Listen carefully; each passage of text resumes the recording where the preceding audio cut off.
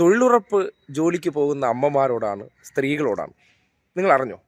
നിങ്ങളുടെ ജോലി പോകാൻ പോവുകയാണ്. നിങ്ങൾക്ക് കിട്ടിക്കൊണ്ടിരിക്കുന്ന ഈ വരുമാനം നിലയ്ക്കാൻ പോവുകയാണ്.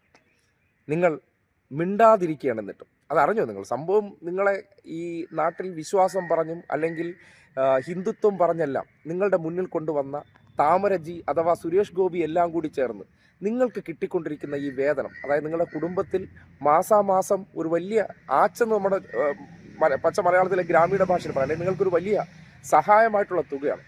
ഈ തുക ഈ നമ്മുടെ സവർണ രാജാക്കന്മാർ ഭരിക്കുകയാണല്ലോ ഇപ്പോൾ രാജ്യം. ഈ സവർണ രാജാക്കന്മാരുടെ നേതൃത്വത്തിൽ ചില പിന്നോക്കക്കാരെയൊക്കെ മുന്നിലിരുത്തി അവർ നടത്തുന്ന ഭരണത്തിൻ്റെ ഉദ്ദേശം എന്താണെന്ന് ഇനിയെങ്കിലും നിങ്ങൾ മനസ്സിലാക്കും. സാധാരണക്കാരുടെ ജീവിതം കരുപിടിപ്പിച്ചിട്ടുള്ള ഈ ഒരു പദ്ധതി അതിനി വേണ്ട എന്നാണ് തീരുമാനിച്ചത്. വേണ്ടാന്നല്ല, അതിന് പുതിയ പരിഷ്കാരങ്ങൾ കൊണ്ടുവരികയാണ്. അതായത് ഒരു പുതിയ പേരൊക്കെ കൊടുത്ത് VM റാംജി എന്നൊരു പേരിൽ, അതായത് വികസിത് ഭാരത് റോസ്ഗാർ തുടങ്ങി ഗ്യാരണ്ടി റോസ്ഗാർ അജീവ എന്ന ഒരു പേരാണ് അതിനിപ്പോൾ പുതുതായിട്ട് കൊടുത്തിരിക്കുന്നത്. പേര് മാറ്റി മഹാത്മാഗാന്ധിയുടെ പേരും വെട്ടിക്കളഞ്ഞ് സാധാരണക്കാർക്ക് കിട്ടുന്ന ആ തുക എന്താക്കാൻ പോവുകയാണ്? ഇല്ലാതാക്കാൻ പോവുകയാണ്. പ്രതിഷേധിക്കണ്ടേ?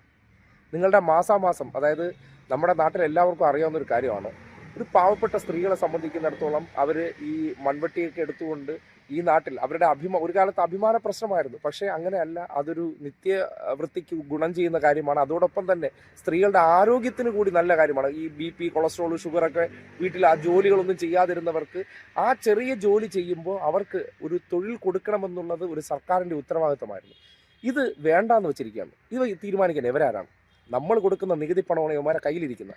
ആ നികുതി പണം ഇവിടുത്തെ സാധാരണക്കാരൻ്റെ കയ്യിൽ എത്തണ്ട എന്ന് തീരുമാനിക്കുന്നുണ്ടെങ്കിൽ നിങ്ങൾ ചിന്തിക്കേണ്ട ഒരു കാര്യം അവിടെയാണ്. ഈ സവർണ തമ്പുരാക്കന്മാർക്ക് സാധാരണക്കാരൻ്റെ, അവരുടെ കാലഘട്ടത്തിൽ രാജാക്കന്മാരെ അവിടെ ഈ തൊഴിലാളി പണിയായിട്ട് ചെയ്തിരുന്നവരാണല്ലോ നമ്മളല്ല. അതുകൊണ്ടാണ് നമ്മൾ തൊഴിലാളി പാർട്ടിക്കാരൊക്കെ ആയിപ്പോയത്.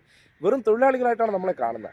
ആ തൊഴിലാളികളുടെ ജീവിതം രക്ഷപ്പെടുന്നു, അവർക്കതൊരു വലിയ സഹായമാകുന്നു എന്ന് തിരിച്ചറിഞ്ഞപ്പോൾ അത് മുതലാളിമാർക്ക് വലിയ തിരിച്ചടിയാകുന്നു. സവർണ മുതലാളിമാർക്ക് വീണ്ടും ഈ നാട്ടിലെ പണം എന്ന് പറഞ്ഞാൽ അവരെ കുടുംബങ്ങളുടെ അടുത്ത് ദൂർത്തടിക്കാനുള്ളതാണ്, അവർക്ക് സ്വയം ദൂർത്തടിച്ച് ജീവിക്കാനുള്ളതാണ്, അവർക്ക് ആഡംബരം കാണിക്കാനുള്ളതാണ് ഈ ഖജനാവിലെ പണം. എന്നിട്ട് ആ പണം ഇനി സാധാരണക്കാരന് കൊടുക്കേണ്ട പുതിയ നിയമങ്ങളൊക്കെ കൊണ്ടുവരികയാണ്. അതായത് മുതലാളിക്ക് ഈ വിളവെടുക്കൽ സമയം വരുമ്പോഴത്തേക്ക് ആ സമയത്തൊന്നും തൊഴിലുറപ്പ് ജോലിയെ കൊടുക്കരുത്. ആ സന്ദർഭത്തിൽ ഇവർ പോയിട്ട് എന്ത് ചെയ്യണം? അടിമപ്പണി മുതലാളിയുടെ വയലുകളിൽ അല്ലെങ്കിൽ അദ്ദേഹത്തിൻ്റെ ഈ കാർഷിക ഇടങ്ങളിൽ ചെയ്തോളണം എന്നുള്ള നിലയ്ക്ക് മാറ്റുമ്പോൾ നിങ്ങൾ അതിനെ പ്രതികരിക്കണ്ടേ?